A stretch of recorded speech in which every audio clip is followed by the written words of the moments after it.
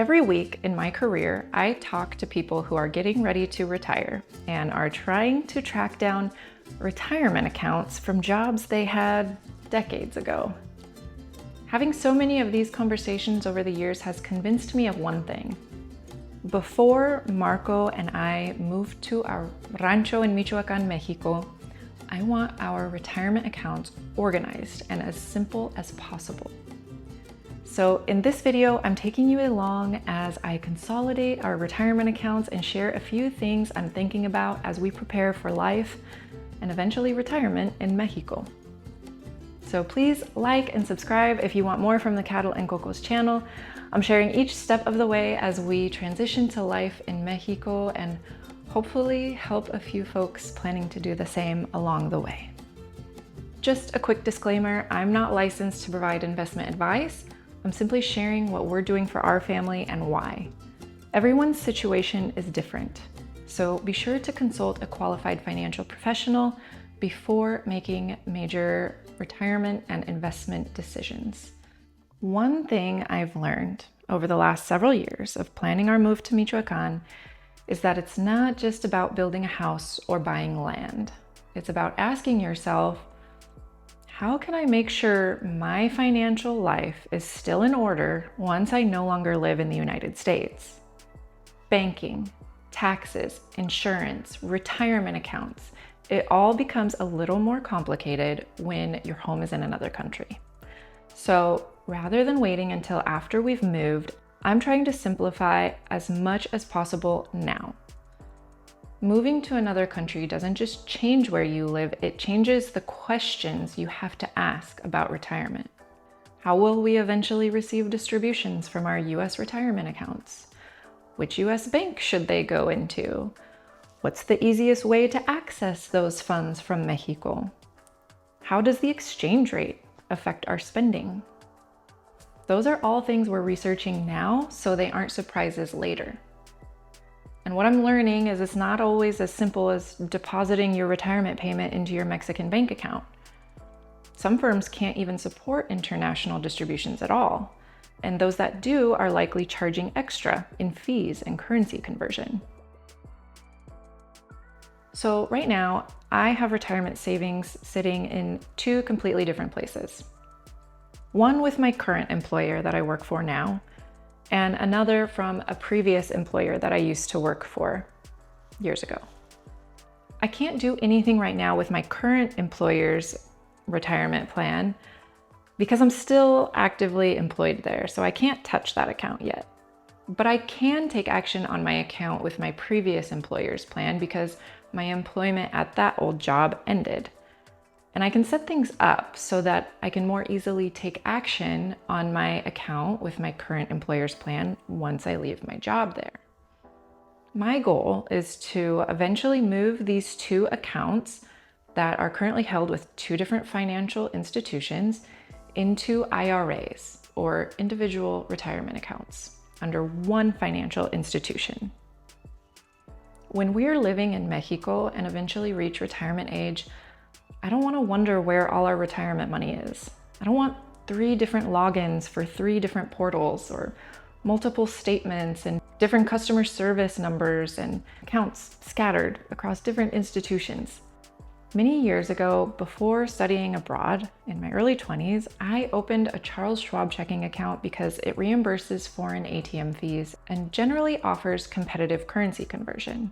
Because Schwab is also a brokerage, I eventually began using it for my personal investments as well, like ETFs, stocks, playing around with that kind of stuff.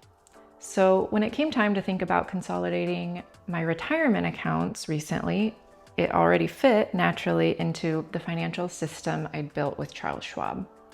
Now, this isn't a promotion for Charles Schwab. Vanguard, Fidelity, many other firms offer excellent IRA options too. Schwab simply made the most sense for me because I'd already built my banking and investing around it years before we ever planned to move to Mexico. It's actually funny looking back now because obviously I didn't know where my life would lead when I was 20 years old and started using Schwab. I just knew I loved traveling internationally and wanted banking that made that easier at that time. 15 years later, though, that same decision to use Charles Schwab now happens to fit perfectly with our long-term plans of living in Mexico. Another reason this works well for me is that Schwab's self-directed IRA doesn't charge ongoing account administrative fees. That fits my personal investing style because I'm comfortable managing my own investments with minimal advising. So that saves me a little bit of money. But somebody who wants ongoing advice from a financial advisor may value a different type of account or institution, and that's perfectly okay. So I spoke with a Charles Schwab consultant to get the gist of how I need to initiate my account rollovers to Schwab. To complicate things a little, I have a mix of both Roth and pre-tax funds in both of my retirement accounts.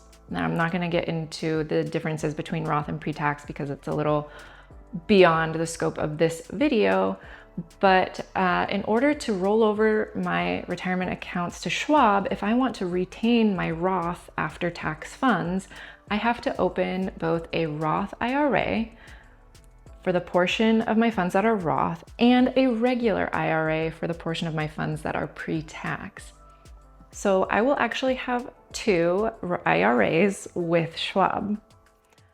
I'll roll over my old account funds to both IRAs, and then when I leave the current employer I have, I will be allowed to roll over that retirement account to both my new IRAs at Schwab as well. Then I will have all of my retirement account funds essentially under one roof that is optimized for our future residence in Mexico. This whole process highlights a few very important things that everyone should really keep in mind. Keep track of every retirement account you've ever had or opened. If you think you might have a retirement account with a balance somewhere from an old job you had, call that employer and find out where it is and keep records. Don't wait on that. Some of the saddest calls I have are when someone is in a bad medical or mental state at retirement age and their children are the ones calling, frantically trying to locate lost or forgotten retirement funds for them.